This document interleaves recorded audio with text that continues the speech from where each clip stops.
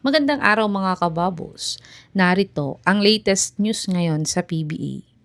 Coach Chot Reyes, may double standard daw ang mga referees sa PBA. Coach Willie Miller, nag-resign na bilang coach. At NBA PhilAm, free agent gustong magpa-drop sa PBA.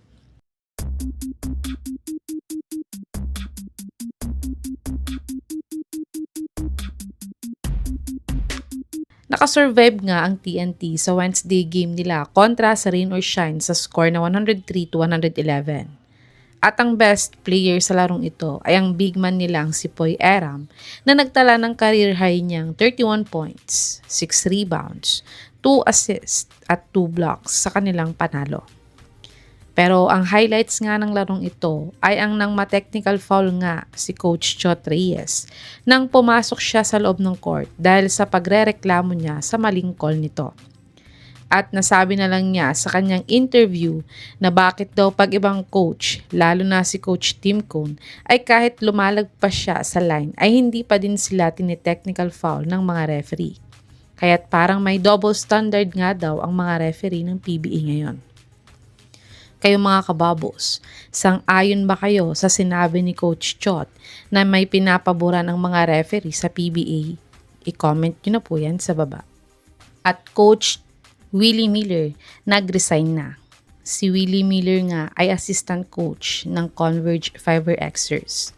At siya din ay isa sa mga developmental coach ng mga batang players nila. At siya din ang head coach ng Letran Knights.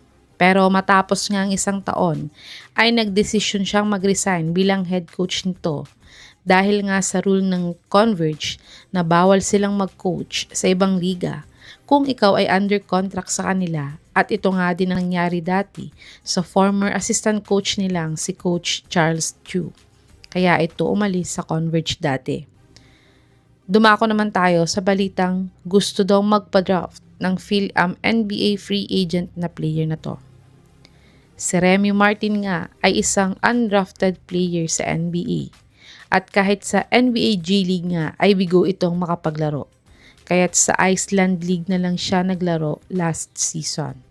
At ayon nga sa Spin.ph na source, ay ine-explore na din ni Martin ang maglaro sa Gilas at ang pagpapadraft sa PBA.